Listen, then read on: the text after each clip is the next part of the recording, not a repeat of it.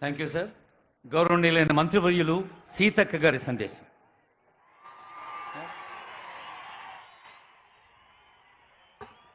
రైతు పండుగకు అశేషంగా తరలి వచ్చినటువంటి మా రైతన్నలకు, రైతు బిడ్డలకు, రైతు కుటుంబ సభ్యులకు పేరు పేరున హృదయపూర్వక నమస్కారాలు, పాదాభివందనాలు. ఈ రైతు పండగ ఈ మహబూబ్ నగర్ మట్టి బిడ్డ ప్రజానాయకుడు మన ముఖ్యమంత్రి గారి ఆధ్వర్యంలో ప్రతి రైతు సంతోషంగా ఉండాలనేటువంటి లక్ష్యంతో వారు తీసుకున్నటువంటి అనేక విప్లవాత్మకమైనటువంటి మార్పులలో భాగంగానే ఈరోజు దేశంలో ఏకకాలంలో 18,000 కోట్ల రూపాయల రైతుల రుణమాఫీ చేసినటువంటి ఏకైక ప్రభుత్వం మన ప్రభుత్వం, కాంగ్రెస్ ప్రభుత్వం. ఈ మట్టి బిడ్డ రాజ్యమేలుతున్నటువంటి ప్రభుత్వం అని ఈ సందర్భంగా తెలియజేస్తా ఉన్నాను. రైతన్నలందరూ ఒక్కసారి ఆలోచించండి. ఎప్పుడైతే రైతు రుణమాఫీ స్టార్ట్ చేసినామో మరి మూలకున్నటువంటి బీఆర్ఎస్ నాయకులు వచ్చి రైతులను రెచ్చగొట్టే పని చేసిర్రు. అయ్యా, నేను అడుగుతా ఉన్నా, 30,000 కోట్ల రుణాలు మాఫీ ఎందుకు చేయలేదని ఈ రోజు బయటకు వచ్చి మాట్లాడుతున్నారే. మరి 10 సంవత్సరాలలో మీరెందుకు ఈ 30,000 కోట్ల భారం రైతుల మీద ఉంటే ఎందుకు మాఫీ చేయలేదని నేను అడుగుతా ఉన్నా. ఈ 30,000 కోట్ల భారం కాంగ్రెస్ ఇచ్చిన భారమా? ఈరోజు వచ్చి సంవత్సరం తిరగక ముందే మరి 18,000 కోట్ల రుణాలు మాఫీ చేసినాం.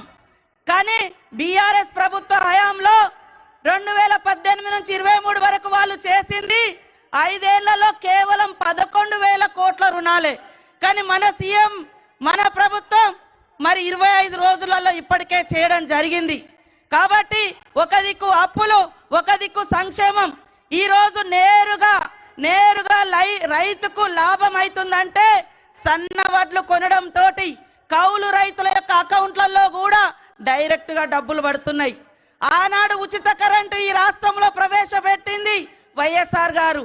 ఆనాడు సోనియమ్మ గారి ఆదేశం మేరకు ఏకకాలంలో దీర్ఘకాలిక రుణాలను మరి తాత్కాలిక రుణాలను కూడా మాఫీ చేసింది కూడా ఆనాడు కాంగ్రెసే.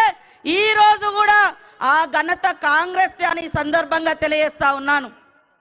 మీరు అర్థం చేసుకోవాలి, ప్రశ్నించాలి.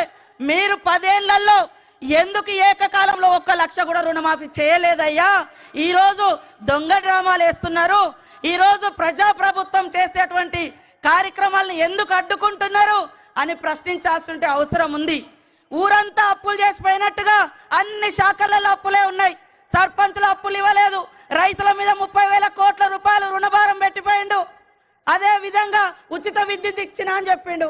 60,000 కోట్ల రూపాయలు మరి ఉచిత విద్యుత్ బకాయిలు ఈరోజు కట్టకుండా అప్పు మిగిల్చిపోయింది ఎవరు అని నేను అడుగుతున్నా.